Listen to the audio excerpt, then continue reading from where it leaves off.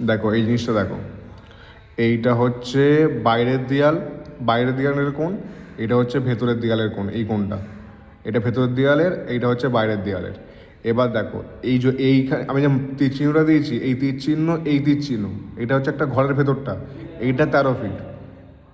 এই তীর চিহ্ন থেকে এই তীর চিহ্নটা দেওয়া আছে, এটা হচ্ছে ঘরের ভেতর থেকে ভেতরের দেয়াল, 13 ফুট দেওয়া আছে। তেমনই এই যে এই দেয়ালটা, এই দেয়ালের ভেতর থেকে এই দেয়ালের ভেতর পর্যন্ত যেটা দেওয়া আছে, এটা হচ্ছে 11 ফুট। আবার দেখো আমি যখন বাইরে করেছি, এইটা হচ্ছে এই চিহ্নটা যে দিয়েছি, এই তীর চিহ্নটা যে দিয়েছি, এইটা হচ্ছে এই পয়েন্টের জন্য, এই পয়েন্ট থেকে পুরো হচ্ছে আমার যে পায়খানা ঘরটা আছে, পায়খানা ঘরের এই দেয়াল পর্যন্ত, এইটা এই তীর চিহ্ন দিয়ে রেখেছি, মানে এই পুরোটা দেয়াল ধরে নিয়ে হচ্ছে আমার 30 ফুট। ব্যাপারটা বুঝতে পারলে? আমি যে ছবিটা এঁকেছি এখানে পুরো কনভেনশন ইউজ করেই করেছি। মানে হচ্ছে দেখো এই যে এই তীর চিহ্নটা দেওয়া আছে, মানে এইটা এখান থেকে এই পর্যন্ত দূরত্বটা হচ্ছে 11 ফিট। ব্যাপারটা বুঝতে পারলে?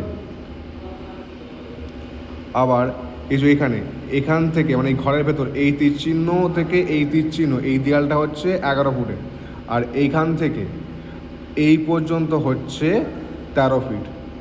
এইভাবে হিসেব করে করা আছে, মানে এই নোটেশনটা ব্যবহার করে আমি এই জিনিসটা করেছি। আবার দেখো এই যেখানে লিখে দিয়েছি এই দেয়ালটা হচ্ছে 10 ইঞ্চি, এই যে এই দেয়ালটা দেখো লেখা আছে 5 ইঞ্চি। বুঝতে পারলে?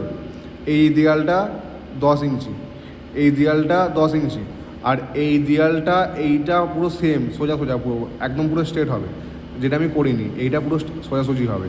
বুঝতে পারলে?